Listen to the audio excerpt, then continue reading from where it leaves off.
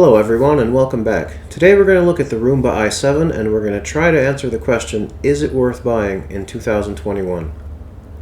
The Roomba i7 came out in September of 2018 and it was considered a top-of-the-line robot in iRobot's lineup. The S9 was released shortly thereafter. But a lot has changed since 2018. The whole field of robot vacuum cleaners has grown tremendously in the last couple of years. There are so many high-end options now that you have to ask yourself, is this robot without LiDAR navigation still a viable option in 2021? The answer, as we're going to see, is it depends. For starters, this robot has the best auto-empty docking station on the market. Not only is this docking station itself the best at what it does, as far as clearing out dirt from the robot's internal dustbin, the robot itself has a sensor that tells it when its internal dustbin is full.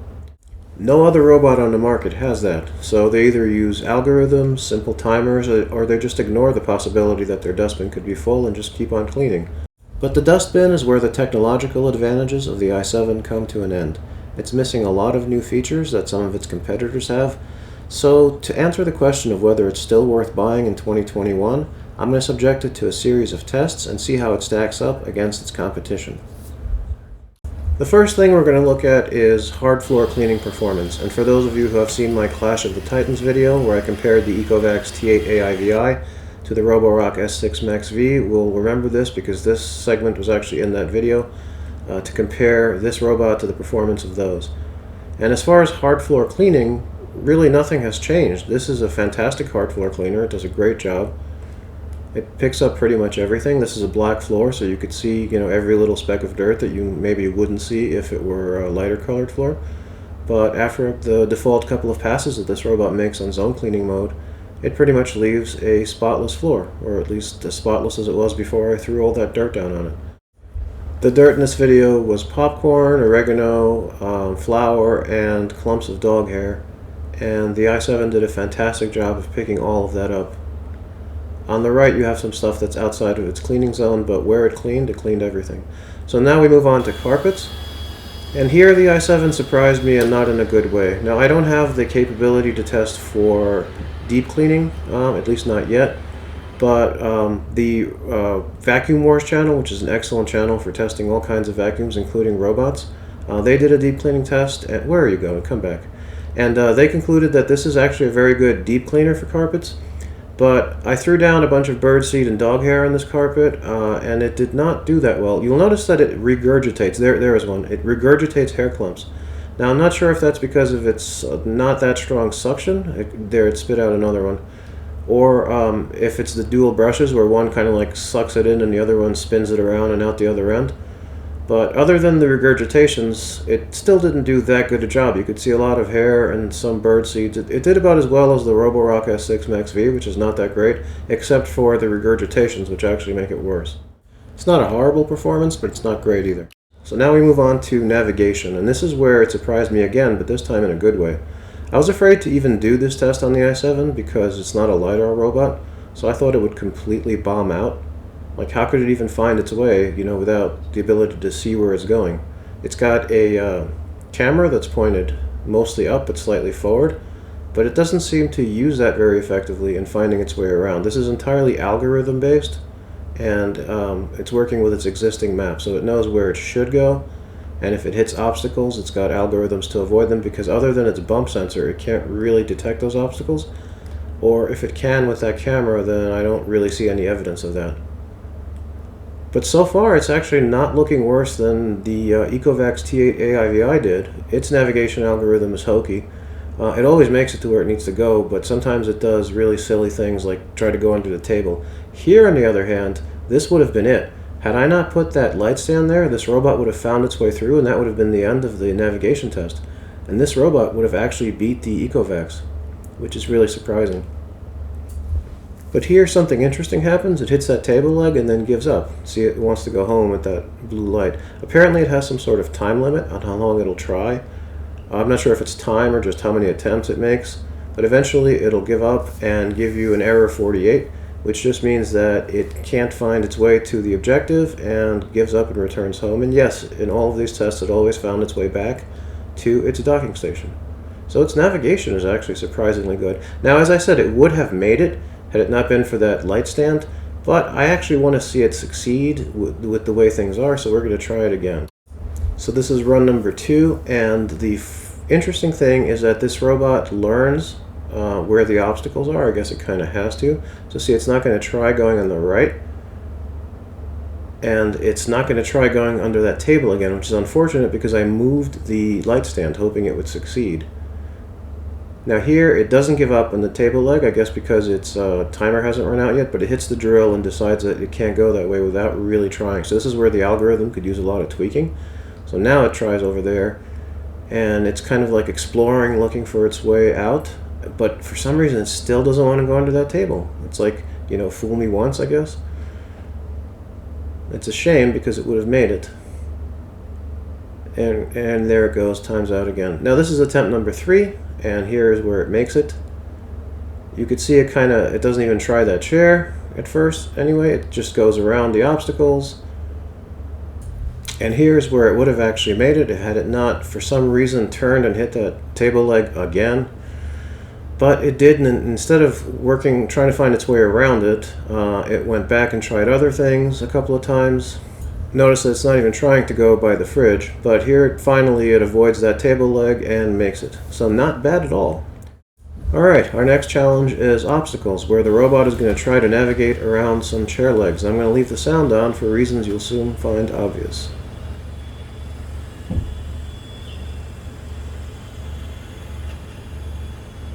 Ouch.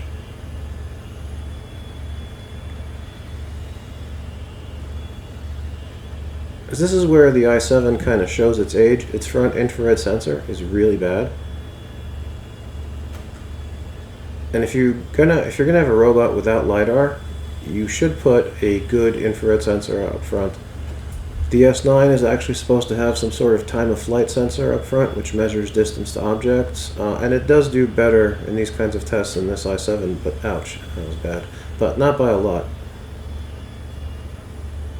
This does actually damage your furniture. I don't know if you can see, but the lower parts of my chairs have scuffs on them from this robot, so I don't really use this particular robot around chairs and stuff anymore. I have other robots for that. This is the one big downside of the i7. It just doesn't measure up in this regard to modern robots. And it's funny to say modern when this thing is only, 2.5 years old, something like that. Ouch. Ooh.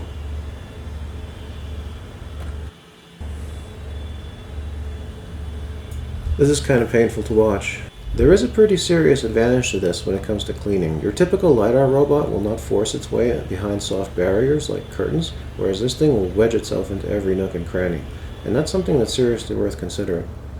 Now let's see how this is done in 2021. This is the Roborock S6 Max V. And look at how elegant this thing is. It's not perfect. It does bump sometimes. Sometimes it's about as hard as the i7, but very rarely.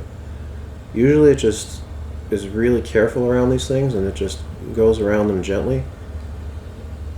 And this is one of the robots I have cleaning areas like this now, although this one doesn't have a auto-empty docking station.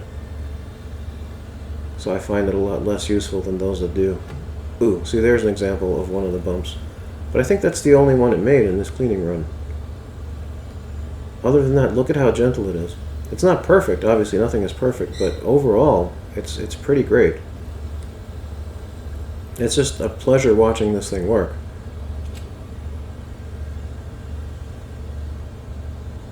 And it's not the only robot that does this. Pretty much any LiDAR robot, like this is the T8 AIVI Ecovacs, and look, this is pretty great too. In some ways better. It too will bump occasionally, but I mean, look at how well it navigates around these chair legs. It's just so gentle. Like the LiDAR sees them. If they were wire legs, like those metal wire chair legs, this would be different. but with typical furniture, it does an excellent job. Now, I'd like to remind you once again that most LiDAR robots do not push through soft barriers. For example, I have floor-to-ceiling windows and curtains in my living room and master bedroom, and both this and the Roborock just go around the edge of the curtains as though they were solid walls. The i7 pushes through the curtains to the window behind it and cleans that area thoroughly, whereas these robots would leave that completely uncleaned. I have one LiDAR robot with a setting to push through, but most don't have that. Alright, the next test is floor scratching, and if you've seen my Your Roomba Scratching Your Floors video, you'll know why I do this test. Now, these brushes are relatively clean. They were cleaned before all of these tests, but they were not cleaned after the cleaning tests that are in this video. And this is not a new piece of plexiglass. This was used for the Clash of the Titans video, so there are some hairline scratches from those robots, but basically it's clean, and the i7 did not scratch it. Now, if you let the brushes get really dirty, it will scratch it, as I'm about to show you from the other video.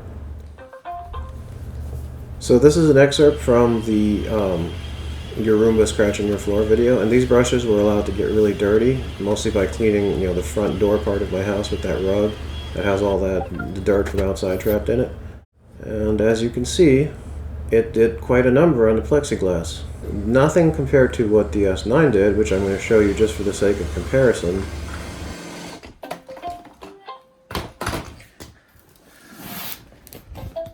I mean, the damage it does is just absurd, and this is the reason I got rid of my S9.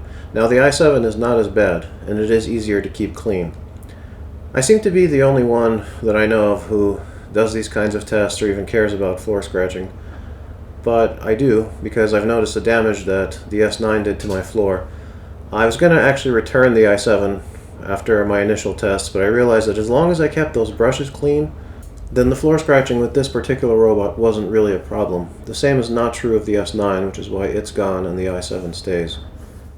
But if you're considering an i7, this is something you should at least be aware of.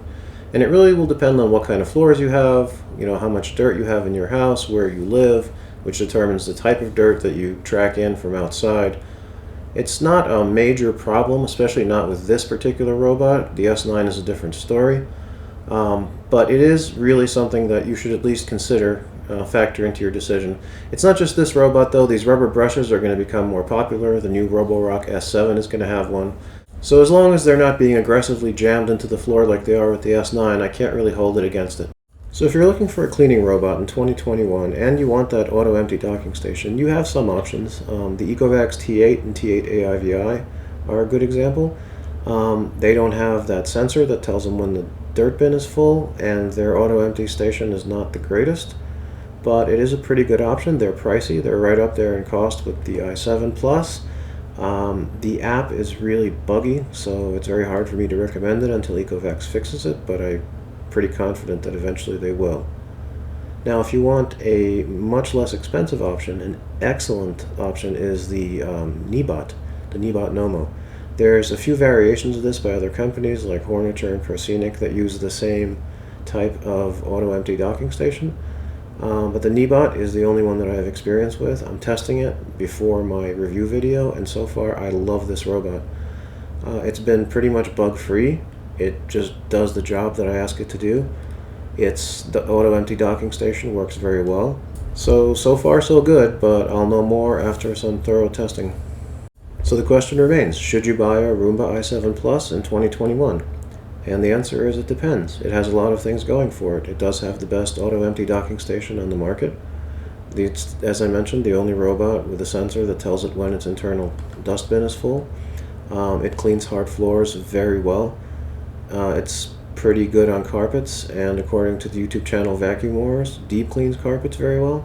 There it is going through that table, by the way, where it would have made it the first time in my navigation tests if it wasn't for the light stand. But then again, it does have some negatives. Its V-SLAM navigation isn't the greatest. Its mapping abilities are pretty bad. It takes it forever to make a map. I have a video that I'll link in the description, Roomba mapping tips and tricks that'll help you make that process as painless as possible. But the biggest thing it has going for it is the fact that iRobot has a very mature, very bug-free app. Their customer service is excellent. You can trust them to provide years of service and parts for this robot to keep it going. So really, the question of should you buy this robot in 2021 depends on the price. For $9.99, which is the original asking price, no, absolutely not. There are much better robots you can get for that money. But then again, you never really see it for $9.99 anymore, especially on Amazon. The most common price is $7.99. It often goes on sale for $6.99. And there's a couple of things you should know. There are two variants of this robot, the i6 and the i8, both of which are exactly the same except for a lighter colored plastic shell. These robots are exclusive, so the i6 is an Amazon exclusive and the i8 is a Costco exclusive. I don't know anything about the pricing for the i8, but the i6 has been on sale for as little as $549. And at that price, yes, grab it. It is a fantastic value at that price. The i7 goes on sale for $599. It's what I bought mine for. Around Prime Days, Black Friday, the holidays, and sometimes other times, just randomly. Keep checking those prices. So at around $600, yes, you should buy a Roomba i7 Plus or i6 Plus or i8 Plus in 2021. For much more than that, I wouldn't. There are better options. But even at that price, it depends on what you value. Do you value years of trouble-free service with something that just gets the job done and works? Or do you want to babysit something with a lot of bugs but with a lot of nifty features and perhaps some better performance? In any case, I hope this helps answer your question. Thank you for watching. Please like and subscribe. Until next time, I'm Mike, and this is Mr. Roombato.